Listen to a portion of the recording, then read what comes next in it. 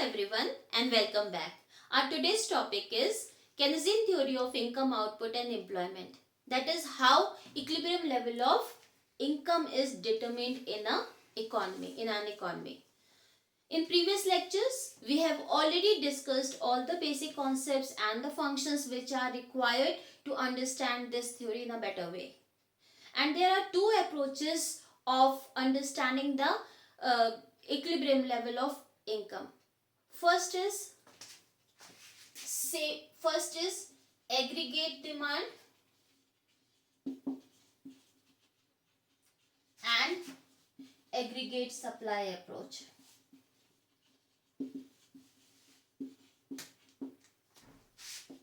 And the second is saving and investment approach.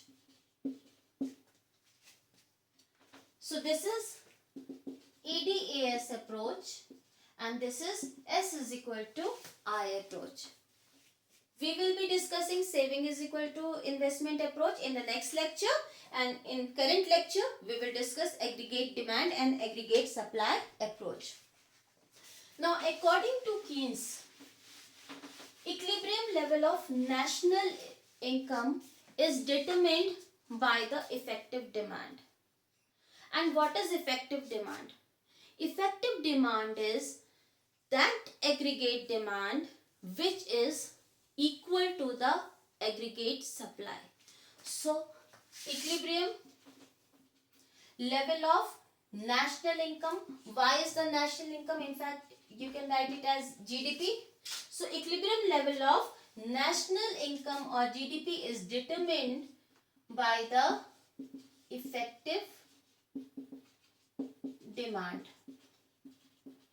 And what is effective demand? Effective demand is the aggregate demand, that is AD, which is equal to the aggregate supply. So effective demand is the aggregate demand at that income level where it is equal to the aggregate supply. And it is known as, suppose aggregate demand is 100 and aggregate supply is also 100. In that case, this demand is effective demand because at this level it is equal to the aggregate supply. Suppose this is AD and equal to AS. Now suppose AD is rupees 100 but aggregate supply is rupees 80.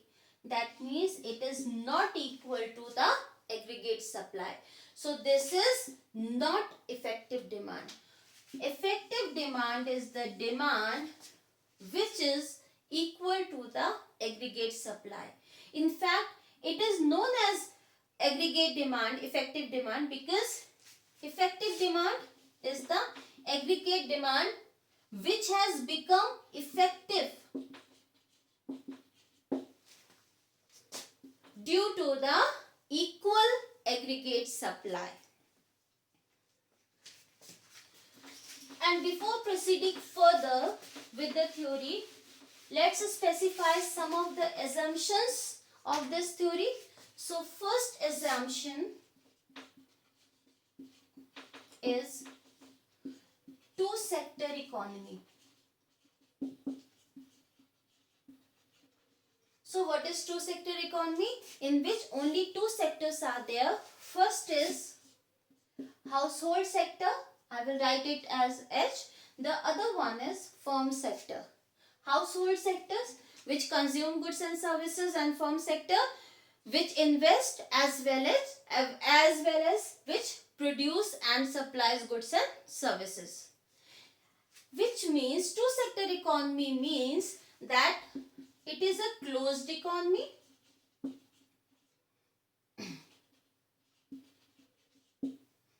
Closed economy means there are no transactions with the outer world.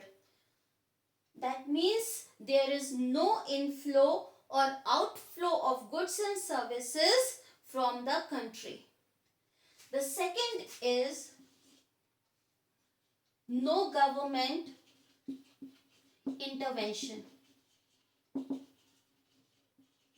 That means even if the government exists, then also government is not taxing, not taking taxes. So there are no taxes, and government is also not spending. So no government spending. So these are the two features which are inherent in the two sector economy. The second assumption is this theory is applicable only in short run, in which some factors are fixed and some factors are variable. So in short run, the stock of capital cannot be changed. So stock of capital is fixed. In fact, state of technology cannot be changed in short run. So it is also fixed. And output can be increased or decreased by varying the amount of labor. Fourth one is the prices are also constant. That means prices of goods and services are constant, as well as the factor prices are also constant. That means factor prices means price of the labor, that is wages, they are constant. Price of land, that is rent, it is constant. Price of capital, that is interest, constant. So and profits are also constant. So prices are constant, both goods and services, and factor prices, there are no change in the prices. Next assumption is there exists excess productive capacity in the economy. So excess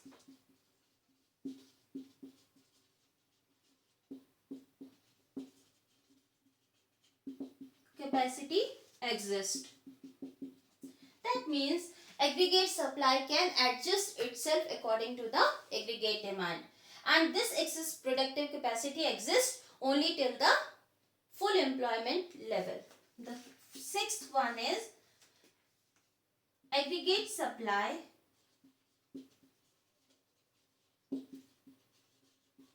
is fully elastic.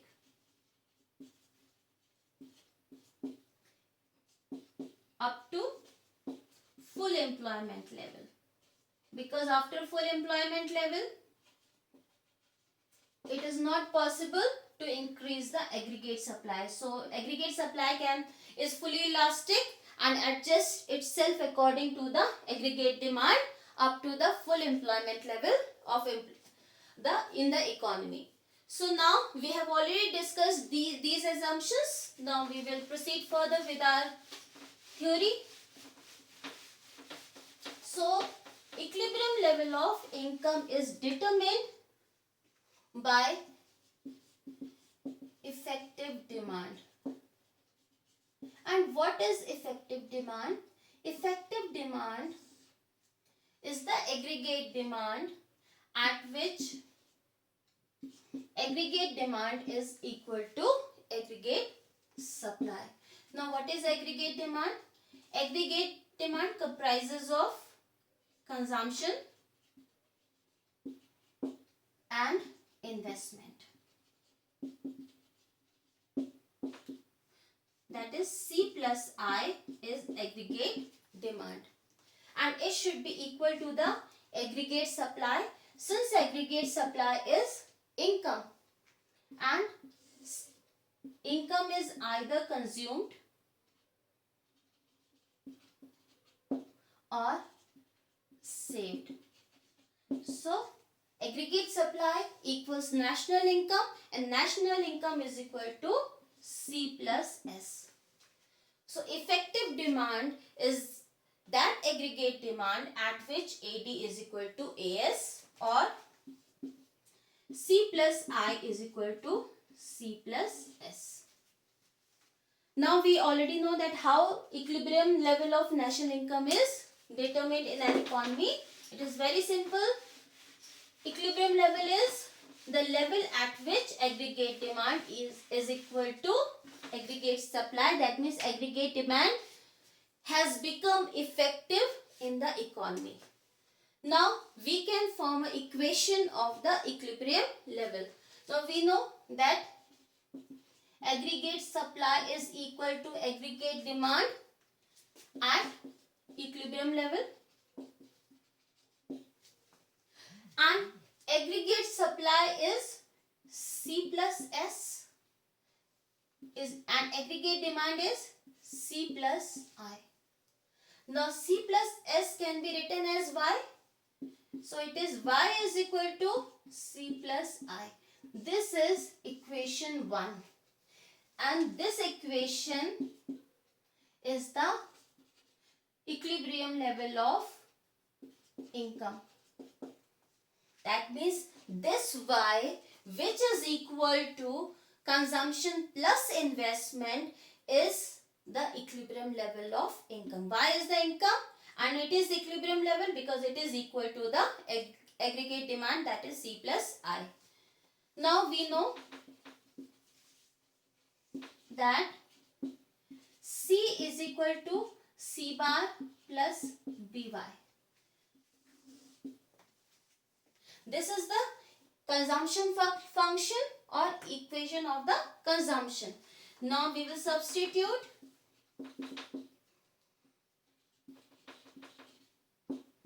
substituting the value of C in equation 1. In fact, the equation of C in equation 1. So we can write it as Y is equal to C bar plus BY. Instead of C, I am writing the equation for C, that is C bar plus BY, and then I. So this is the equilibrium level of income. This equation is for the equilibrium level of income. That is Y. We can solve this equation further also. So it is Y is equal to this is in terms of Y and this is also in terms of Y. So we will shift BY to the left hand side. So we can write it as Y minus, because this is a positive sign which will become negative when it will move to left hand side. So Y minus BY is equal to, we will write C bar as it is, plus I. Now since Y is common in both these terms, we can take it common. So it is Y1 minus B is equal to C bar plus I. Now we can further solve it. Y is equal to C bar plus I divided by, and we will cross multiply. We will take 1 minus B to the right hand side and divide it. It is 1 minus B. Since 1 minus B is the MPS, we can write it Y is equal to C bar plus I divided by MPS. So this is the equation for equilibrium level of income. Now we know that aggregate demand and aggregate supply are equal to each other to determine the income level, which is the equilibrium level.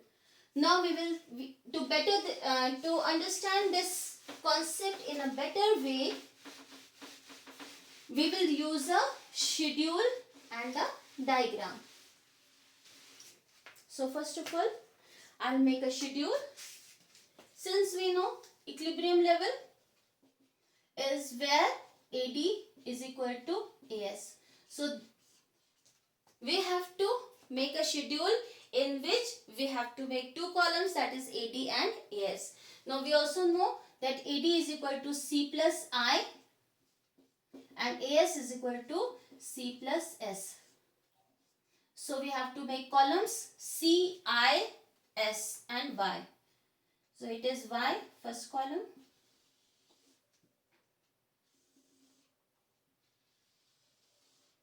then C,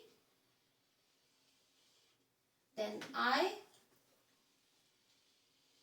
then S, AD,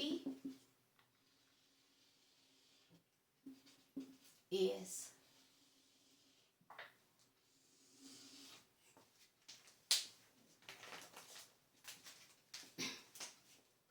So we will be using the same table: 0, 100, 200, 300, 400, 500, 600 and 700. Consumption.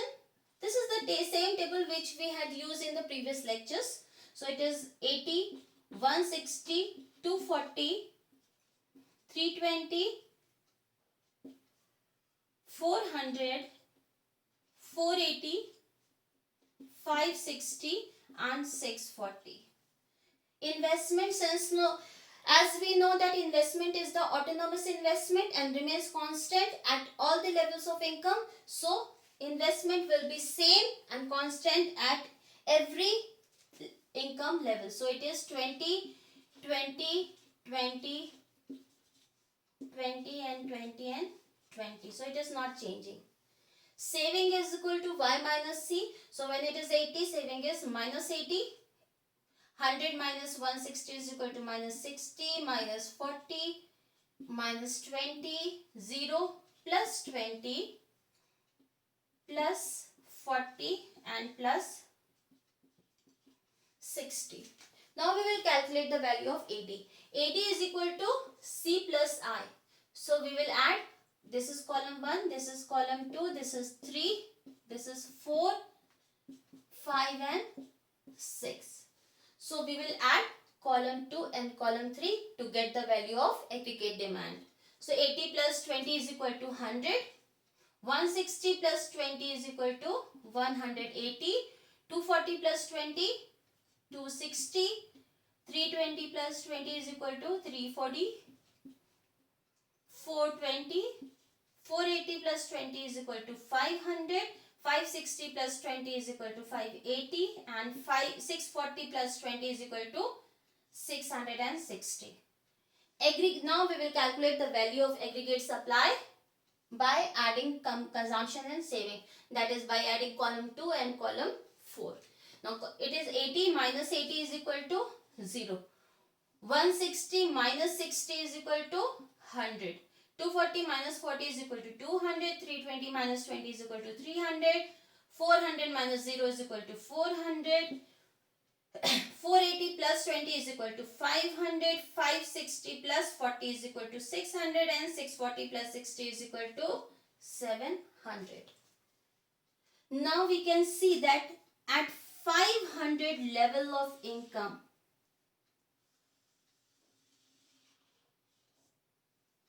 aggregate demand is equal to the aggregate supply. So aggregate demand, which is at 500 level of income, is the effective demand, because at this level aggregate supply is equal to the aggregate demand. Now we can present it in the form of a diagram also. That's the same diagram which we had used in previous lectures also. On y-axis, we will take aggregate demand.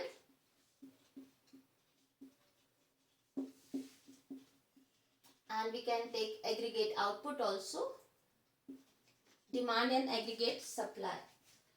On x-axis, we will take income, output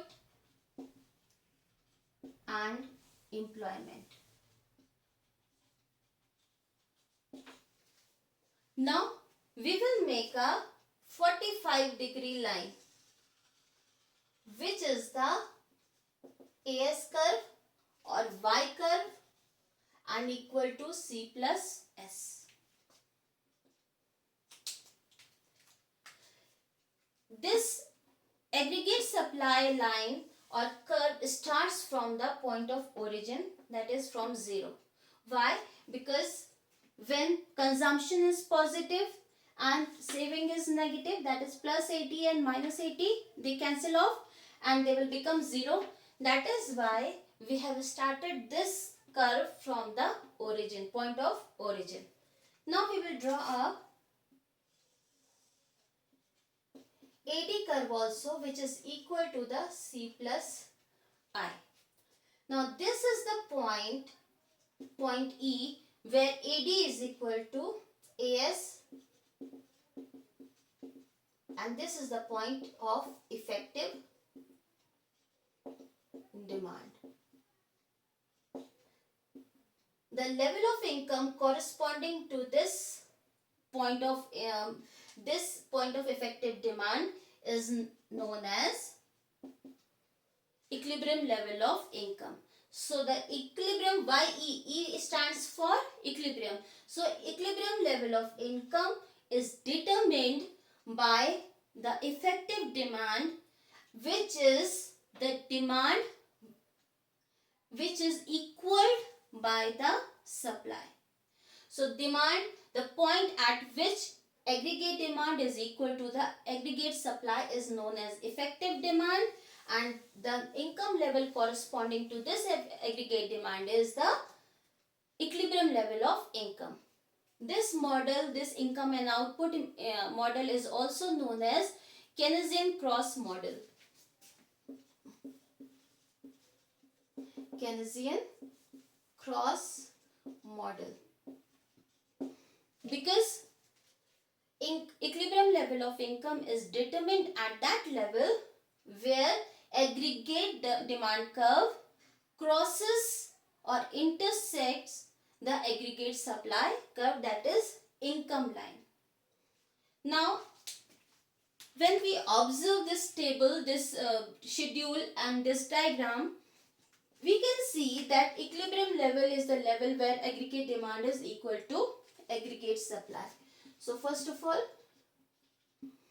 equilibrium level, it is the level where AD is equal to AS, which is presented by point E in this diagram and at 500 income level in the table. And what is equilibrium level? Why is it so? Why is it known as equilibrium level? Equilibrium level is the state of balance, state of rest.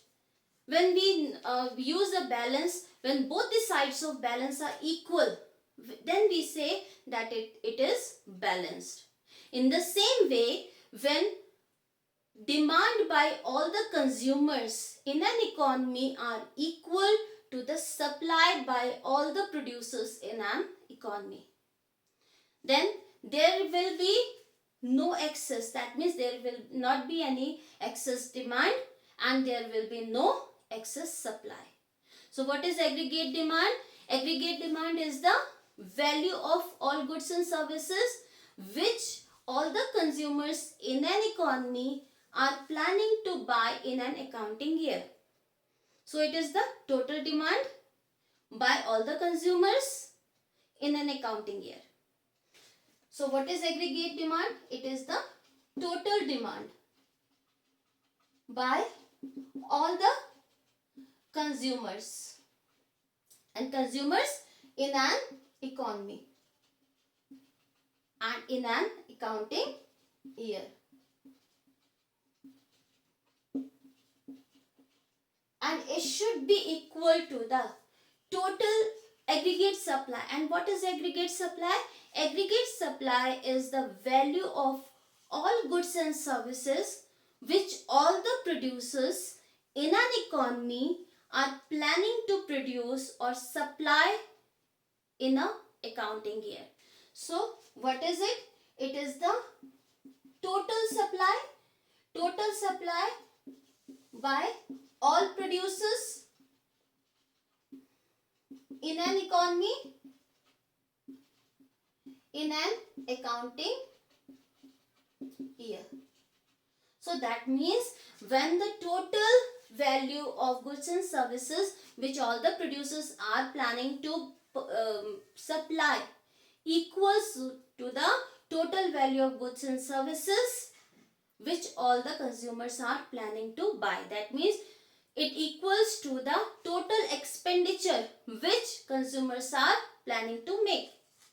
In that case, there will be no excess demand and no excess supply. That is why the economy will be in the equilibrium. Now suppose there is a disequilibrium in the economy. That means there are two situations of disequilibrium.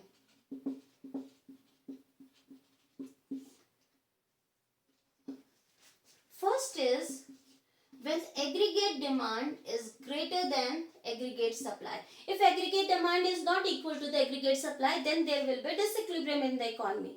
That means either there will be excess of demand or there will be excess of supply.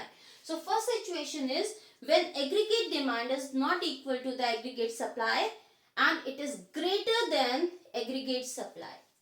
We can see that before point E, it is aggregate demand is greater than aggregate supply. Then what will happen? When aggregate demand is more than the supply, in that case there will be some consumers whose demand will remain unfulfilled.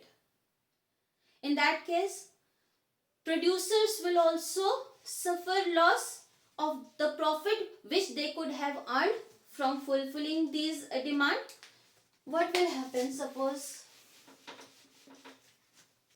when AD is greater than AS. Now suppose the requirement is for 100 units. However, supply is for 50 units. In that case, 50 units could not be supplied because there is a short of supply for 50 units, and producers could have earned profit on those 50 units which are not supplied. So in that case, to cover up that loss which they have suffered, they will increase their production. So what will happen when aggregate demand is greater than aggregate supply? There will be a loss of profit and loss of profit from the unfulfilled demand.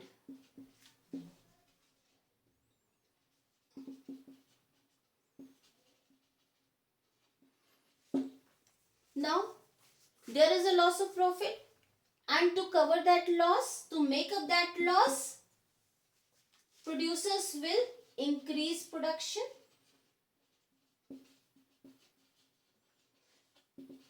So, when production is increased, there will be a rightward movement. Suppose there was a production at value. Now what will happen? The demand was at point A and the supply was at point B.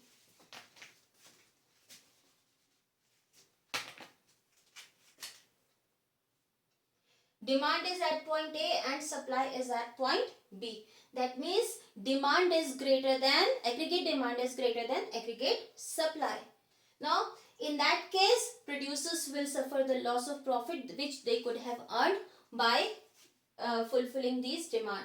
Now what will happen? They will increase the production. When they will increase the production, there will be a rightward movement. Rightward movement on x-axis because they will increase the employment. To increase the production, what will they do? They will increase the employment, they will increase the output, and then the national income will also increase. So with the increase in production, aggregate supply will also increase. And when aggregate supply, because output is increased, that means aggregate supply is also increased, and then aggregate supply will increase and it will become equal to the aggregate demand at point E.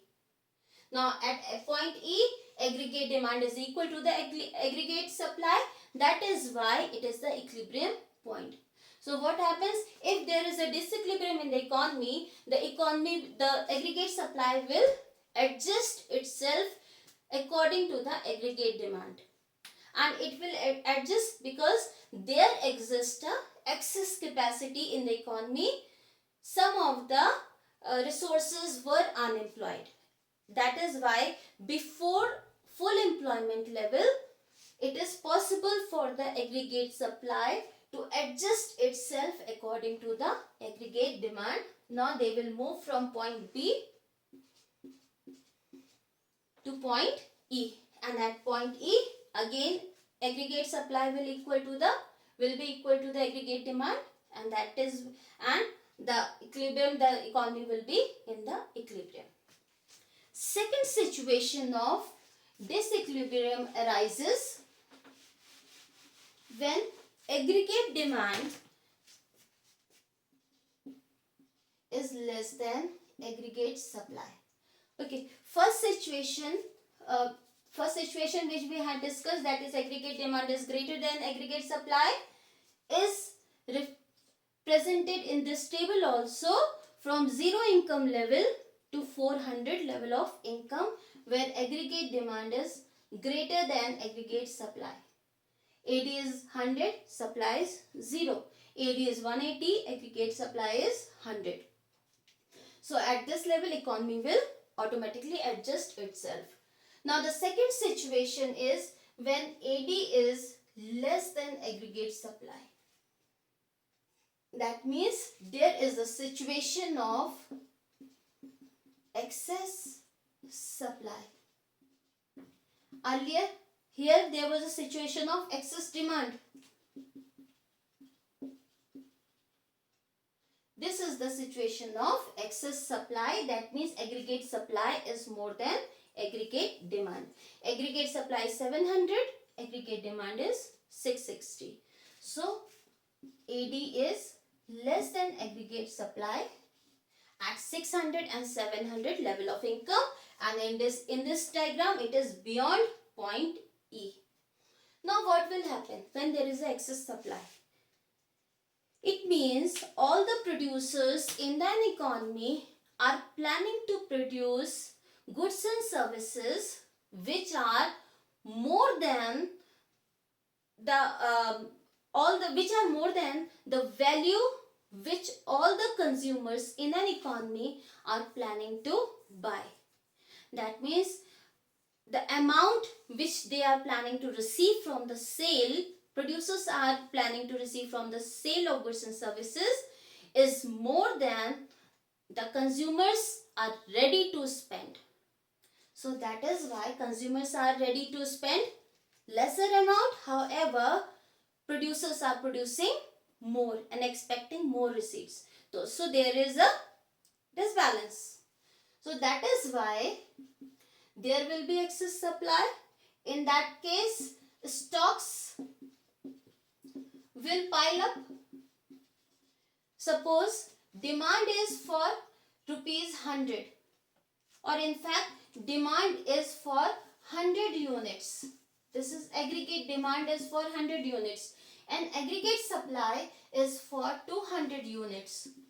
In that case, what will happen? Demand is for only 100 units. Only 100 units will be sold, and stock of 100 units will remain with the producers. So in that case, what will producers do? Producers will suffer loss if their stocks remain unsold. In that case, producers will reduce production.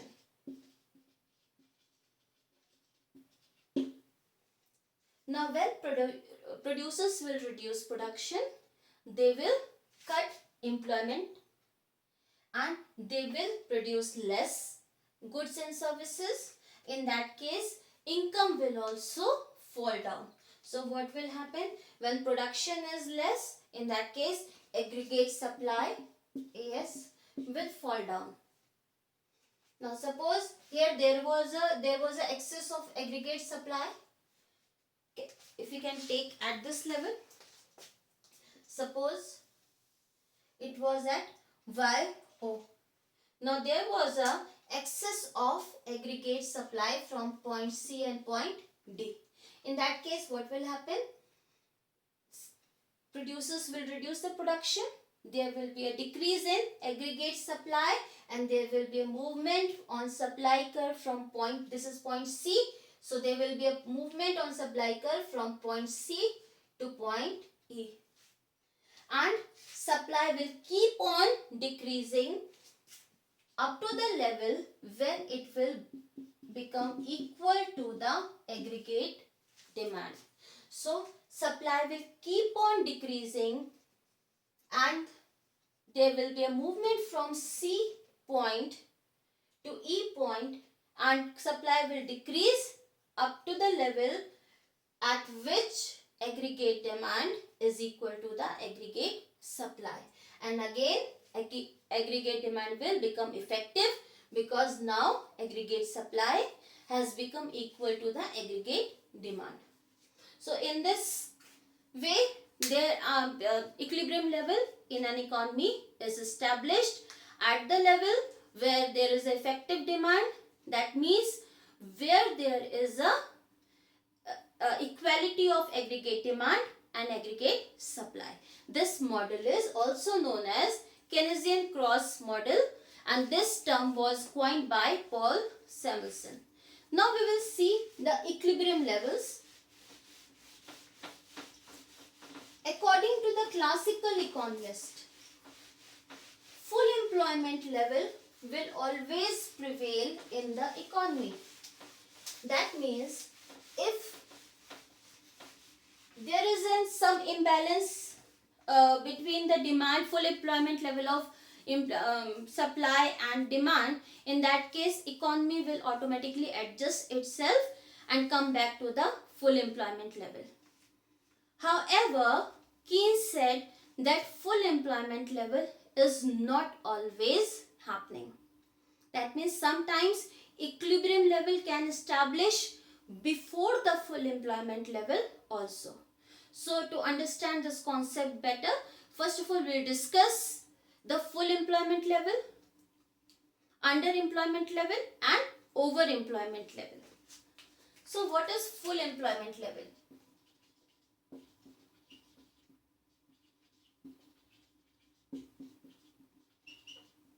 Full employment level is that level of income when all those who are planning to work, who are willing to work at the prevailing wage rate are able to get the employment. So all those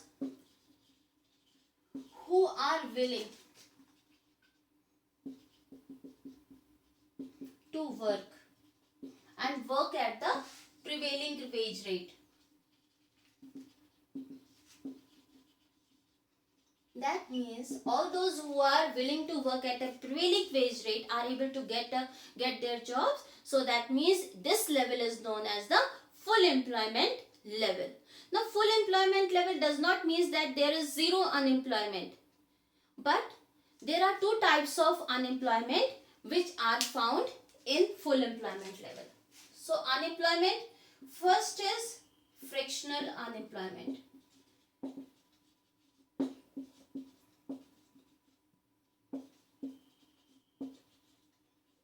Now what is frictional unemployment?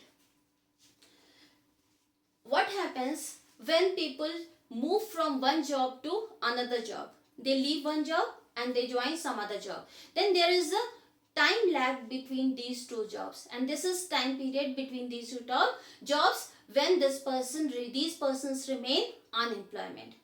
So this time gap between the two jobs, which is when the person is unemployed, is known as the frictional unemployment. The other one is structural unemployment. Structural unemployment arises when there is a mismatch between the skills which are required for a particular or specific kind of job and the skill which the person who is unemployed possesses. For example, now this is the modern era, is the era of computerization and digitalization. In today's time, if someone does not know how to use computer, how to operate computer, in that case, that person will not get the job and he will remain unemployed. So this kind of unemployment is also known as structural unemployment. So when we talk about the full employment level, when all the resources are fully employed, it does not mean zero unemployment, because there could be fractional or structural unemployment in the economy. Now we will understand the equilibrium levels using a diagram. So first of all, full employment level. What is full employment level? It is x-axis where we are measuring y. It is point of origin. This is y-axis where we are measuring aggregate demand. Now full employment level means the maximum capacity of an economy to produce goods and services. So I will term it as YF. YF means full employment level of income. It means suppose there are 100 persons in an economy and all these 100 persons are fully employed. So suppose there is a village and the population of this village is 100 persons.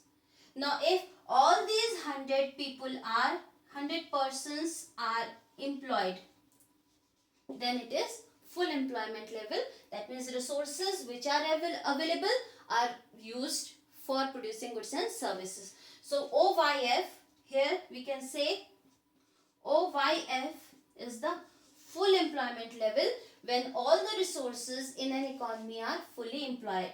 And beyond this point, beyond this income level, it is not possible to increase the production, because now there are no resources left in the economy. Now this level is known as full employment. Now we will draw the income line. This is AS is equal to Y is equal to C plus S. Now if aggregate demand is equal to the AD is equal to C plus S. Now if aggregate demand curve intersects the aggregate supply curve at full employment level, then this equilibrium is known as full employment level of equilibrium. So what is full employment level equilibrium? When aggregate demand is equal to the AD is equal to AS at full employment level. So this point E is at full employment level.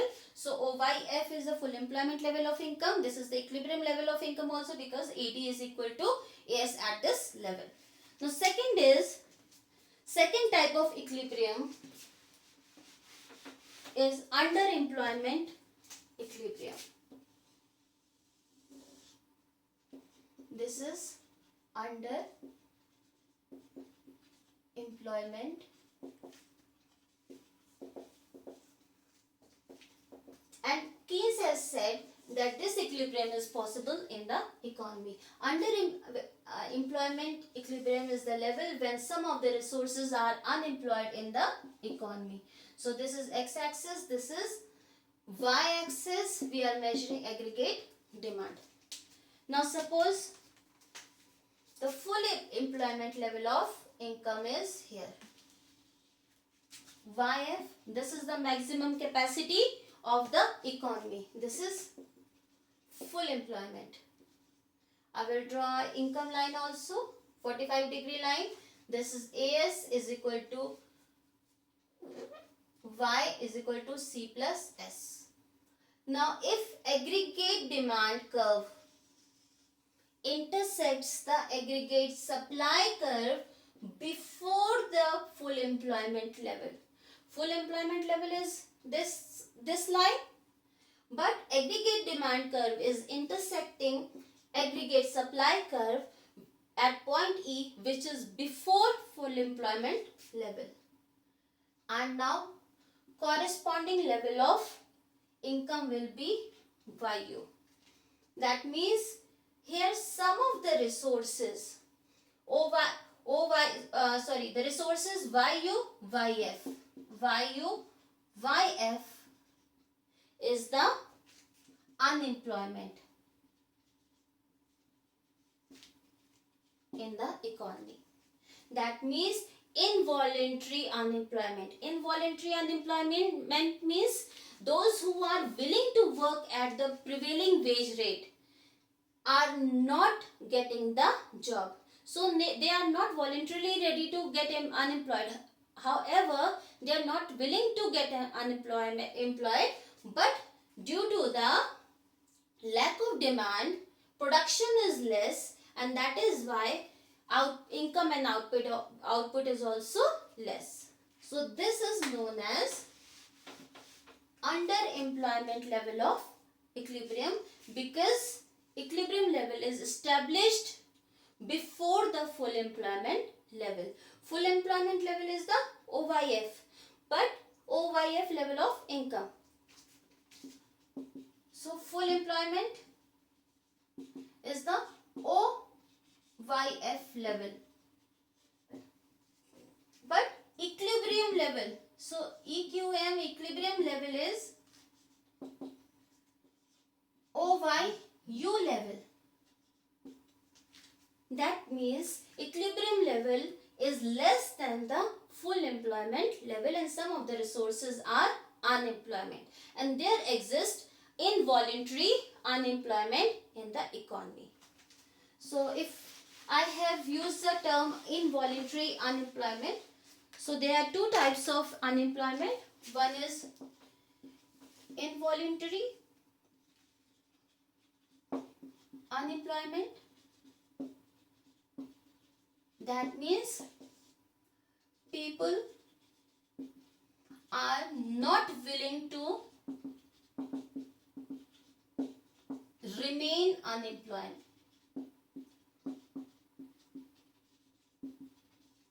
So involuntary unemployment means that situation when people are not willing to remain unemployed. That means they are willing to work at the prevailing wage rate.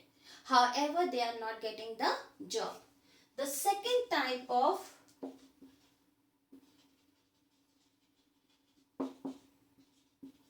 unemployment is voluntary unemployment. That means when people are not interested in working, there are several housewives who do not want to work. They are taking care of their household work, they are taking care of their family and children, so they are not interested in working, so they are voluntarily unemployed. So in full employment level means involuntary unemployment should not exist. So here, since involuntary unemployment is existing, that means it is not the full employment level, and it is the responsibility of the government to increase the aggregate demand so that full employment level can be increased. If this aggregate demand is increased and it intersects the aggregate supply curve at point, suppose this is point A. If aggregate demand is raised, that and it intersects the aggregate supply curve at point A, at that time there will be a full employment level of GDP. So it is the responsibility of government to increase the aggregate demand in the economy. The third type of the employment is equilibrium level is over employment equilibrium. I'm writing in short. So over employment equilibrium means when aggregate demand meets aggregate supply beyond the full employment level. I will draw the diagram. This is x-axis, this is y-axis, AD, point of origin, and income. Now I will draw a line, and this is YF, that is full employment. This is AS curve, Y is equal to C plus S. Now suppose AD curve intersects AS curve beyond this full employment level. That means it is intersecting it at point E, which requires employment of OYO. Since suppose the population is 100 persons and the requirement is resources which are required are 150 persons. So it is not possible. There will always be shortage of 50 persons because availability is only 100. So this is the maximum limit in the village. Suppose there is a population of the village where only 100 people are there, and requirement for the resources or for the labor requirement is 150 people. So it is not possible. So when aggregate demand meets aggregate supply beyond this full employment level, then there will be a mismatch. It is not possible to reach this level, and it will create a inflationary pressure because since resources are not available, YF and YO, the resources between YF, this is the requirement of the resources which remain unfulfilled. This is the requirement of resources which remain unfulfilled. Why? Because resources are not available in this in the economy beyond OYF. That is why it is not possible to produce at point E, and that is why it will cause an inflationary pressure in the economy. So that's all for today. In the next lecture, we will discuss the saving and investment approach of determining the equilibrium level of income. Thank you so much.